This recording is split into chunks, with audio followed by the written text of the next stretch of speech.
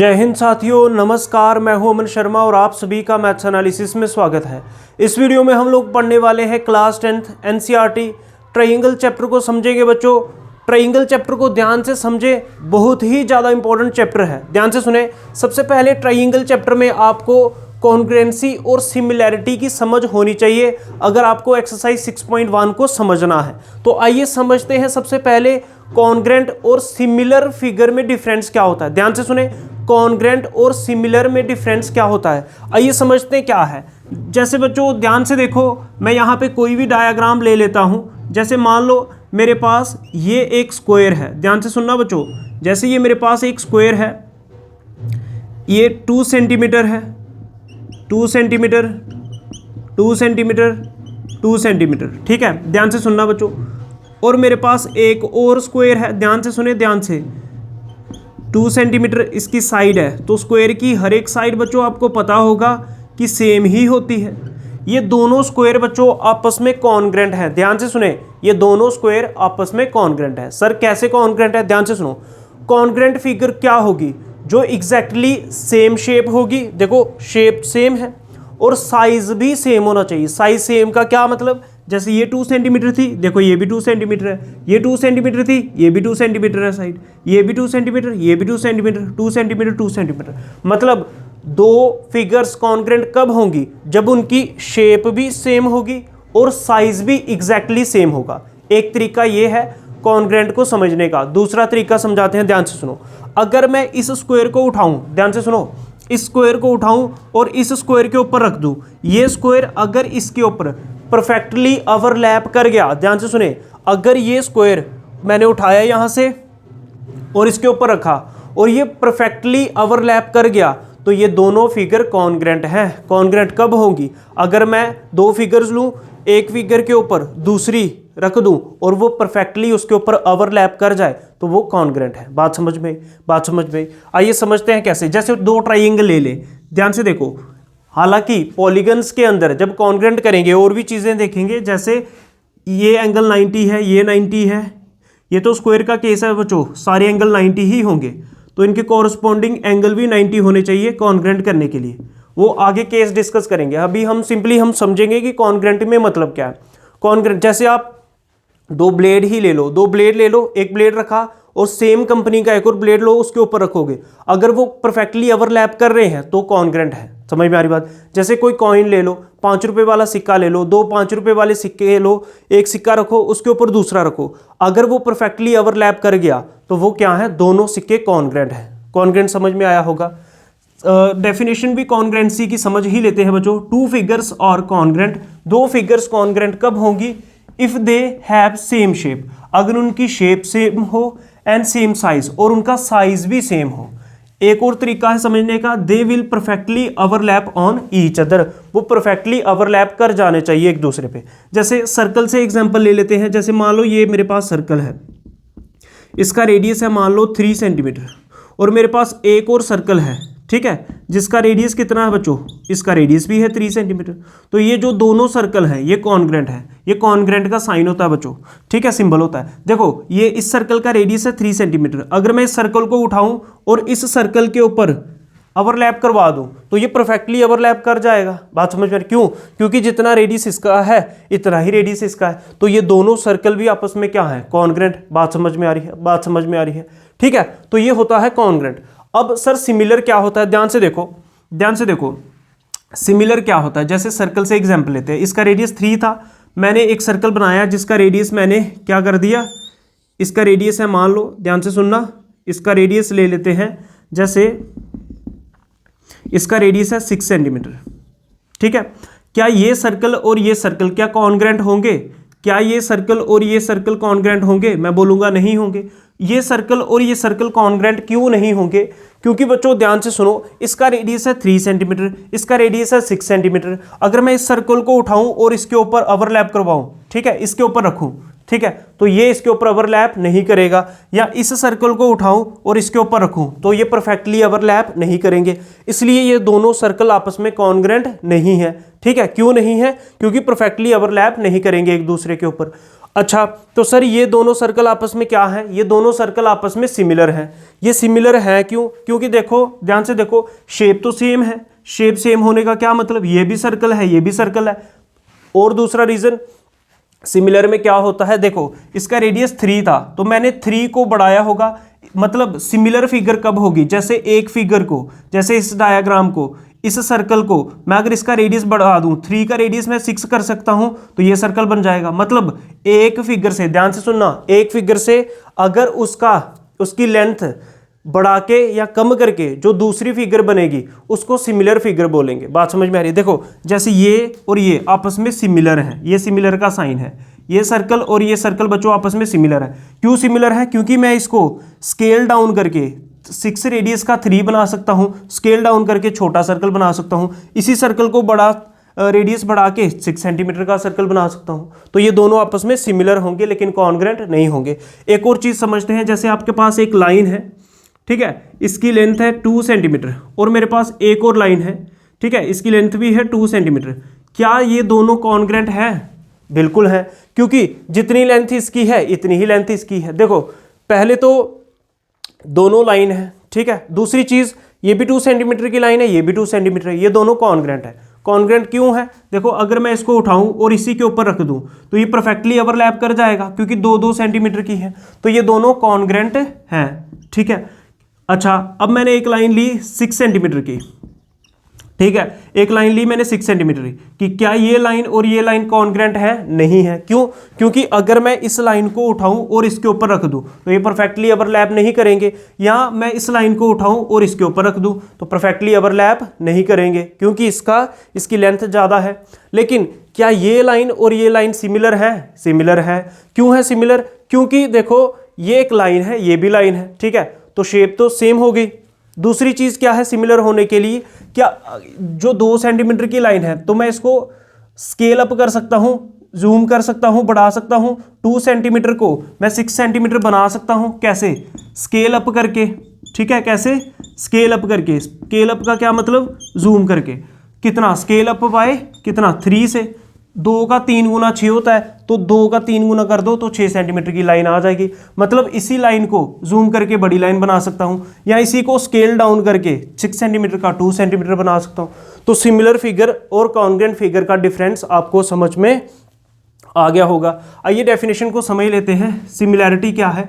2 figures are similar. 2 figures similar कब होंगी? ध्यान से सुनो, 2 फिगर्स सिमिलर कब होंगी? If one can be obtained, अगर हम एक प्राप्त कर सकें, ऑब्टेन कर सकें by scaling up. By scaling up क्या मतलब? उसको बढ़ा के और स्केलिंग डाउन दी अदर, या दूसरी को कम करके। बात समझ में आ रही है? जैसे आपके पास एक स्क्वायर से भी एग्जांपल ले ही लेते हैं बच्चों। जैसे इसकी साइड है 4 सेंटीमीटर, स्क्वायर की हर एक साइड इक्वल होगी बच्चों, 4 सेंटीमीटर, 4 सेंटीमीटर, ठीक है। अब देखो ये 2 सेंटीमीटर था तो ये 2 सेंटीमीटर, ये दोनों स्क्वायर आपस में क्या है? कॉन्ग्रेंट है, क्योंकि इनकी शेप भी सेम है और साइज भी एग्जैक्टली सेम है, मतलब परफेक्टली ओवरलैप कर जाएंगे। लेकिन इस स्क्वायर को देखो, ये 2 सेंटीमीटर था, ये 4 हो गया, तो इसी 2 को मैंने बढ़ाया तो 4 हुआ होगा। इसी 2 को क्या कर दो? स्केल अप कर दो बाय 2 से, तो 2 का 4 बन सकता है, ठीक है, 2 गुना बढ़ा दिया। ऐसे ही इस 2 सेंटीमीटर को क्या कर दो? 4 सेंटीमीटर कर सकते हैं। कैसे? 2 सेंटीमीटर को स्केल अप कर दो बाय 2 से। तो मतलब ये स्क्वायर कहाँ से बना? यहीं से तो बना होगा। कैसे बना होगा? इसकी जो साइड 2 सेंटीमीटर थी उसको स्केल अप कर दिया बाय 2, ठीक है, 2 गुना और बढ़ा दिया तो ये बड़ा स्क्वायर बन गया। या इसी को 4 सेंटीमीटर साइड को 2 सेंटीमीटर कर दो, ठीक है, इसको स्केल डाउन कर दो तो ये छोटा स्क्वायर बन जाएगा। मतलब इस स्क्वायर से मैं ये स्क्वायर भी बना सकता हूँ और इस स्क्वायर से ये स्क्वायर भी बना सकता हूँ, तो ये दोनों सिमिलर हैं। सिमिलर कब होंगे? जब एक फिगर से आप दूसरी फिगर बना सकते हो या दूसरी फिगर से पहले वाली फिगर बना सकते हो, उसको स्केल अप या स्केल डाउन करके, तो ये सिमिलर होता है। लेकिन कॉन्ग्रेंट कब होगा? जब वो दोनों figure exactly same shape, same size की हो और वो परफेक्टली एक दूसरे पे ओवरलैप भी कर जाएं, ठीक है, ये चीज़ें याद रखें। अब बच्चों ये दोनों कॉन्ग्रेंट तो हैं, क्या ये दोनों सिमिलर भी हैं? ये दोनों स्क्वायर कॉन्ग्रेंट हैं, क्या ये सिमिलर हैं? ये सिमिलर भी हैं बच्चों। ये सिमिलर क्यों है? ध्यान से सुने। अब ये दोनों सिमिलर क्यों हैं? ध्यान से सुने। ये सिमिलर इसलिए हैं ये स्क्वायर है 2 सेंटीमीटर, तो इस 2 सेंटीमीटर स्क्वायर से मैं एक और स्क्वायर 2 सेंटीमीटर वाला भी तो बना सकता हूँ। कैसे? Square up by 0 centimetre. मैंने इसको बिल्कुल भी नहीं बनाया, बढ़ाया, इतना ही रखा। बात समझ में? सिमिलर क्या है? क्या इस डायग्राम से, इस फिगर से मैं ऐसा ही एक और स्क्वायर बना सकता हूँ? बिल्कुल बना सकता हूँ। बात समझ में आ रही है? क्या करना है, बस जितनी लेंथ पहले थी इतनी ही रखनी है। समझ रहे हो? तो सिमिलर में क्या है, नई फिगर मिलनी चाहिए, या तो उसको बढ़ा दो या कम कर दो, ठीक है, या सेम साइज का रहने दो।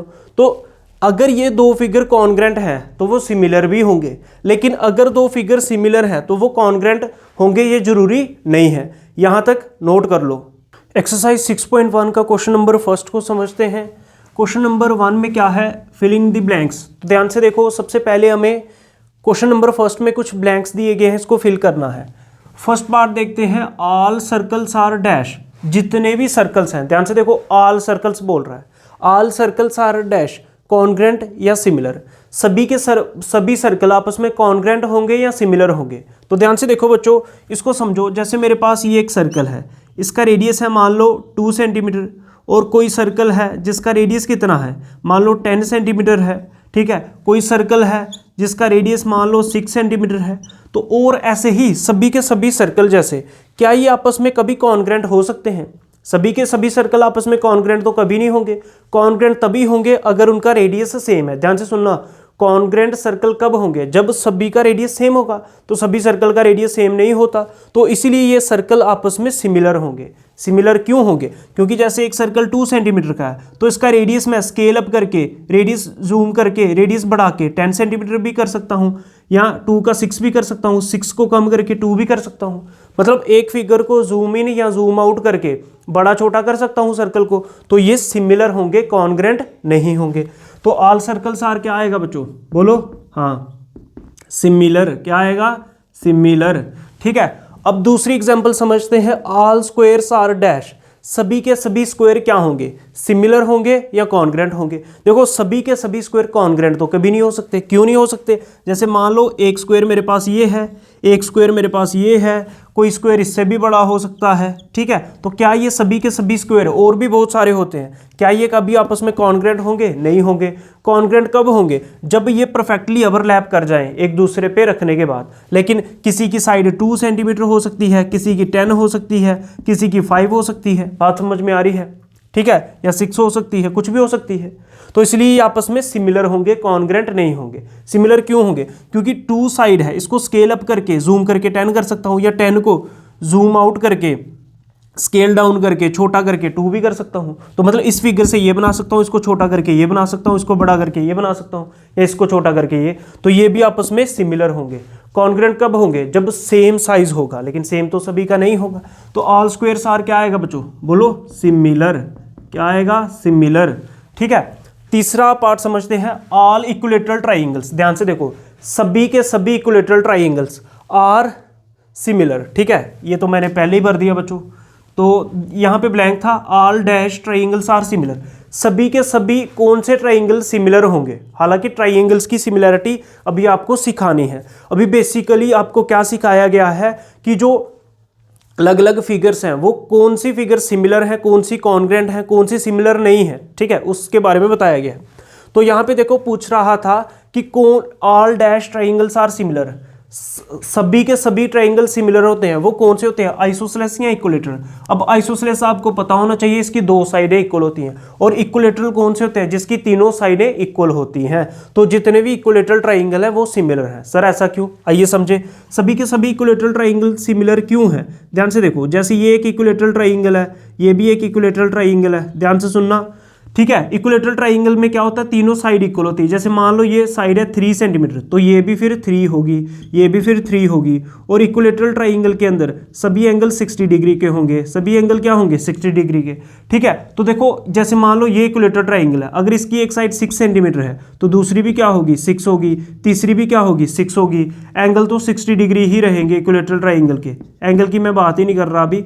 तो ध्यान से देखो, ये दोनों अगर इक्विलेटरल ट्राइंगल है तो सर सिमिलर क्यों हो गए? सिमिलर का ये साइन है, सिमिलर इसलिए हो गए, देखो ये अगर 3 सेंटीमीटर है तो इसको मैं बढ़ा के 6 कर सकता हूँ, ये 3 होगी तो ये भी बढ़ा के 6 हो सकती है, ये 3 थी तो ये भी 6 हो सकती है। बात समझ में आ रही है? जितने भी इक्विलेटरल ट्राइंगल होंगे आप याद रखें सिमिलर होंगे, क्योंकि देखो इक्विलेटरल ट्राइंगल ये 6 सेंटीमीटर का, इसको स्केल डाउन करूँ मैं छोटा कर दूँ तो ये बना सकता हूँ, इसको जूम करूँ स्केल अप करूँ तो ये ट्राइंगल बन सकता है, तो इससे ये बन सकता है, इसको ये बन सकता है, तो ये इसलिए क्या है? सिमिलर है। ठीक है, बात समझ में आ रही है?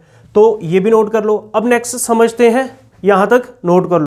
फोर्थ पार्ट को समझते हैं। फोर्थ पार्ट में क्या है? Two polygons of the same number of sides are similar if. दो पॉलीगन्स जिनकी सेम नंबर ऑफ साइड्स हैं वो सिमिलर कब होंगे? अब सबसे पहले आपको पता होना चाहिए कि पॉलीगन्स क्या होते हैं। तो ध्यान से सुनो, पॉलीगन्स आपने क्लास 8th के अंदर पढ़ा है, लेकिन पॉलीगन्स में क्या है बच्चों? एक तो क्लोज्ड फिगर होनी चाहिए, जैसे ये ट्राइंगल देख लो, ये एक क्लोज्ड फिगर है और स्ट्रेट लाइन से बनी होगी तो वो पॉलीगन्स हैं। जैसे स्क्वायर, स्क्वायर भी क्या है? क्लोज्ड फिगर है और देखो स्ट्रेट लाइन से बनी है। ठीक है, तो जैसे रेक्टेंगल हो गया, और भी है, सिर्फ आपको इतना ही ध्यान में रखना है, close figure made of straight line, वो क्या है? पॉलीगन। अब ये पूछ रहा है दो पॉलीगन्स ले लो कोई भी जिनकी सेम नंबर ऑफ साइड्स हैं। सेम नंबर ऑफ साइड्स क्या? जैसे ट्राइंगल लिया, ट्राइंगल की 3 साइड हैं तो एक और जो पॉलीगन लेना वो भी ट्राइंगल ही लेना है। जैसे स्क्वायर लिया, 4 साइडें हैं, एक और स्क्वायर लो, उसकी भी 4 ही साइडें होंगी। बात समझ में आ रही है? तो वो पॉलीगन लेने हैं, दोनों के दोनों पॉलीगन्स जिनकी सेम नंबर ऑफ साइड्स हैं।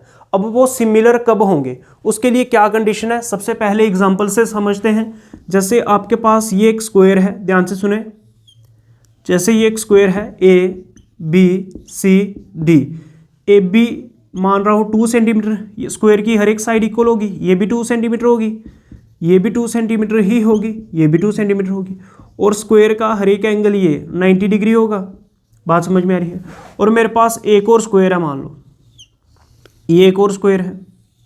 ठीक है, इसकी साइड है 4 सेंटीमीटर, तो स्क्वायर की हर एक साइड क्या होगी? 4 सेंटीमीटर। ठीक है, इसका नाम दे रहा हूँ मैं डी नाम दे दिया ABCD। अब इसका नाम दो बच्चों, डी तक हो गया है तो आगे से शुरू करते हैं EFGH, यहाँ तक समझ में। और ये स्क्वायर है तो इसके भी ये एंगल 90 डिग्री होंगे, स्क्वायर की प्रॉपर्टी तो पता ही होगी। अब देखो जैसे ये दोनों पॉलीगन्स हैं, ये दोनों पॉलीगन्स सिमिलर कब होंगे? क्वेश्चन ये पूछ रहा है। तो ये दोनों पॉलीगन्स सिमिलर तब होंगे जब इनके कॉरस्पॉन्डिंग एंगल्स क्या होंगे? इक्वल। कॉरस्पॉन्डिंग एंगल्स इक्वल होने का क्या मतलब? जैसे एंगल ए और एंगल ई इक्वल है, मतलब angle A equals to angle E. ठीक है, क्यों है? बोथ 90 डिग्री, दोनों 90 डिग्री है। ठीक है, दोनों क्या है? दोनों 90 डिग्री है, बोथ 90 डिग्री। ऐसे ही एंगल बी इक्वल्स टू क्या है? Angle F. ऐसे ही एंगल सी इक्वल्स टू क्या है? Angle G. ऐसे ही एंगल डी इक्वल्स टू क्या है? Angle H. मतलब ये कॉरस्पॉन्डिंग एंगल आपस में क्या होंगे? इक्वल होंगे। तो ये पहली कंडीशन है इसकी। तो ये पूछ रहा था two polygons of the same number of sides are similar if. कब सिमिलर होंगे? पहली कंडीशन है इनके कॉरस्पॉन्डिंग एंगल्स क्या होने चाहिए? इक्वल होने चाहिए। ठीक है, ये सभी के सभी 90 डिग्री हैं। तो रीजन क्या आएगा? देयर कॉरस्पॉन्डिंग एंगल्स आर, इनके कॉरस्पॉन्डिंग एंगल्स क्या होने चाहिए पॉलीगन्स के सिमिलर होने के लिए? इक्वल। तो यहाँ पे क्या आएगा? इक्वल। अब देयर कॉरस्पॉन्डिंग साइड्स आर, अब साइड के साथ क्या है? साइड में क्या होना चाहिए? ध्यान से देखो, साइड्स के लिए क्या है? ध्यान से सुनो, एंगल क्या है? कॉरस्पॉन्डिंग एंगल्स क्या होने चाहिए सिमिलर होने के लिए? दो पॉलीगन्स को इक्वल। साइड्स क्या होनी चाहिए? साइड्स सेम रेशो में आनी चाहिए। सेम रेशो में क्या मतलब? जैसे AB, जैसे ये है AB और ये क्या है? EF। AB अपान EF, देखो AB कितना है बच्चों? 2 अपान EF, EF कितना है? 4, तो 2 अपान 4 कितना होगा? 2 1 सा 2 और 2 2 सा 4। ऐसे ही अब BC अपान FG करो, BC अपान FG, BC कितना है बच्चों? 2 और FG कितना है? 4, तो ये भी कितना आएगा? 1 अपान 2। ठीक है, अब DC अपान HG करो, DC अपान HG करो। ध्यान से देखो, DC अपान HG, DC 2 है, HG 4 है, तो ये भी 1 अपान 2 आएगा। फिर बची AD अपान क्या? EH, ये भी 2 अपान 4 कैंसिल करके 1 अपान 2 आएगा। तो देखो इनकी जो कॉरस्पॉन्डिंग साइड्स की रेशो है कॉरस्पॉन्डिंग साइड्स की रेशो जो है सभी की क्या आ रही है 1/2। तो मतलब कॉरस्पॉन्डिंग साइड्स की रेशो क्या आनी चाहिए इक्वल। तो जब कॉरस्पॉन्डिंग साइड्स की रेशो इक्वल आ रही है इसको बोलते हैं प्रोपोर्शनल। जैसे देखो मैं ऐसे लिखूं A/B प्रोपोर्शन C/D। इसका क्या मतलब होता है, इसका मतलब होता है A/B इक्वल्स टू C/D। ठीक है, ये प्रोपोर्शन का साइन होता है, ये प्रोपोर्शन की जगह इक्वल टू लगाते हैं। ऐसे ही यहाँ पे क्या आ रहा है, अगर आप ध्यान से देखें यहाँ पे क्या आ रहा है AB, ये 1/2 1/2 1/2 1/2 सभी की राइट हैंड साइड 1/2 आ रहा है, तो इनकी लेफ्ट हैंड साइड भी क्या हो जाएगी, ये इक्वल हो जाएंगी। मतलब इसको मैं ऐसे लिख सकता हूँ AB/EF equals to BC/FG equals to DC/HG equals to AD/EH। तो ये कॉरस्पॉन्डिंग साइड्स की रेशो क्या आ रही है, प्रोपोर्शनल। कॉरस्पॉन्डिंग साइड्स की रेशो क्या आ रही है, प्रोपोर्शनल। ये कॉरस्पॉन्डिंग साइड्स की रेशो हो गई और ये रेशो इक्वल आ रही है। रेशो इक्वल आने का मतलब क्या, प्रोपोर्शनल आ रही है। बोलो बात समझ में आ रही है, ठीक है। तो क्या लिखेंगे, देयर कॉरस्पॉन्डिंग साइड्स आर, क्या होंगी कॉरस्पॉन्डिंग साइड्स, प्रोपोर्शनल। क्या होंगी, प्रोपोर्शनल। आप पूरा लिख लें। अब ये दोनों स्क्वायर क्या हो गए, सिमिलर। तो सिमिलर का साइन है ये, सिमिलर का साइन है ये। इनको अगर इस तरह से लिखा जाए, इसको लिखा जाएगा ABCD सिमिलर। ये सिमिलर का साइन है कि इसके EFGH सिमिलर किसके, EFGH। देखो EFGH क्यों लिखा, एंगल A किसके इक्वल था, E के, तो एंगल A पहले लिखा, यहाँ पे एंगल E पहले लिखना पड़ेगा। B किसके इक्वल था, B था F के इक्वल, तो B सेकंड नंबर पे, F B सेकंड नंबर पे। ठीक है, जो एंगल जिसके इक्वल होगा उसी के सामने लिखा जाएगा। तो ये दो पॉलीगन्स को सिमिलर करने का तरीका है, इसको भी नोट कर लो।